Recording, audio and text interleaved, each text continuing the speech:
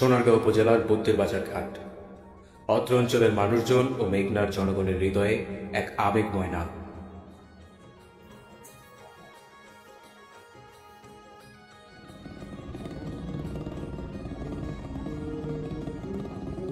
একসময় চন্দনপুর, তুলাতুলি, রামপ্রাসাদের চর, নলচর, চালিভাঙ্গা, বড়িয়াকান্দি সহ প্রায় বহু গ্রামে নৌপথে যাতায়াতের সূচনা এবং একমাত্র নির্ভরস্থল ছিল এই বদ্যের বাজার ঘাট।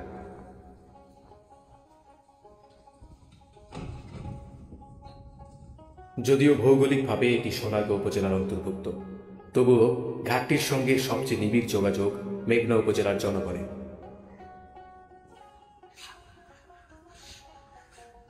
বাজারটি অত্যন্ত প্রাচীন এবং ঐতিহ্যবাহী। একসময় এটি ছিল ব্যাপক জনবহুল ও প্রাণচঞ্চল একটি কেন্দ্র, কিন্তু কালের পরিক্রমায় এখন আগের সেই চিত্র আর দেখা যায় না।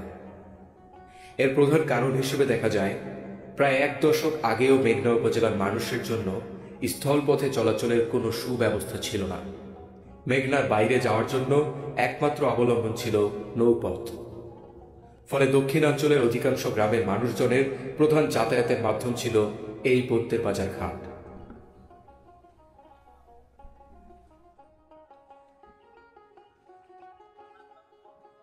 তবে কালের বিবর্তনে এখন উন্নয়নের ব্যাপক ছোঁয়া লেগেছে মেঘনায়। ঢাকা থেকে সরাসরি ভাটের চর মহাসড়ক ব্যবহার করেই মেঘনা উপজেলায় পৌঁছানো যায় মাত্র কয়েক ঘন্টায়। এই স্থলপথ চালু হওয়ার পর থেকেই নৌপথে মানুষের যাতায়াত উল্লেখযোগ্যভাবে কমে গেছে।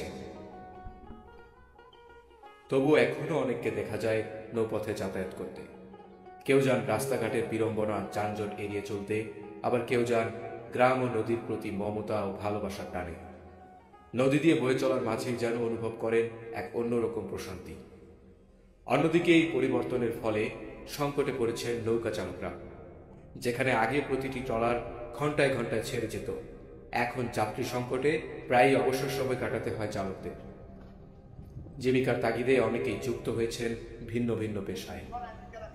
এভাবেই চলছে নদীকেন্দ্রিক জীবনের নতুন অধ্যায়।